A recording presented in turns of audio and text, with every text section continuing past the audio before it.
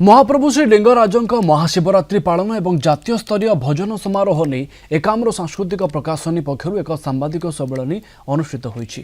जटणी पूर्वतन विधायक सुरेश कुमार राउतराय और एकाम्र सांस्कृतिक प्रकाशनी सदस्य माने एथिरे जोग देइथिले। भोर 4टारे शंखध्वनि वेदपाठ या सहित शिव सहस्रनाम सकाळ 8टारे भागवत गीता पाठ 2टारे रामचरित मानस 7टारे भजन और सांस्कृतिक कार्यक्रम परिवेशित हेबो।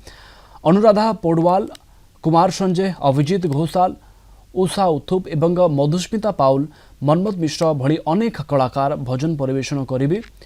तेबे 21 जन को एकाम्रश्री सम्मान सम्मानित करा जिवो।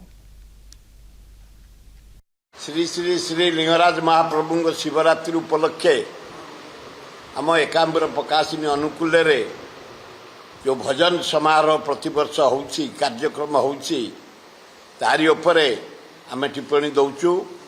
प्रथमे आमर आरंभ 4टारे सकाळ 4टारे शंखध्वनि 6टारे वेदपाठ सकाळ 7टारे शिव सहस्रनाम आमर कार्यक्रम हम जागर 26 सकाळ 4 रु ता परदिन 27 सकाळ 7 पर्यंत हरिहर भेट जितेबाला हम आम कार्यक्रम संपूर्ण हम।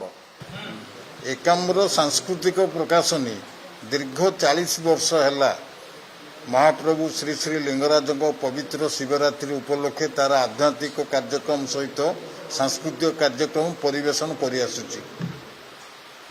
एई आध्यात्मिक कार्यक्रम कहले शंखध्वनि जेतले प्रभुंकर पहड़ खोलिबो सेउठु शंखध्वनि कार्यक्रम प्रति वर्ष भली ए वर्ष मध्य परिवेशन करा जिवो। हमर भगवत गीता पाठ से भगवत गीता पाठ प्रत्येक वर्ष भली ए वर्ष मध्य एकाम्र सेवाश्रम जो भुवनेश्वर रही एकाम्र सेवाश्रम जो भक्त मैंने अच्छा से कार्यक्रम परिवेशन करेंगे।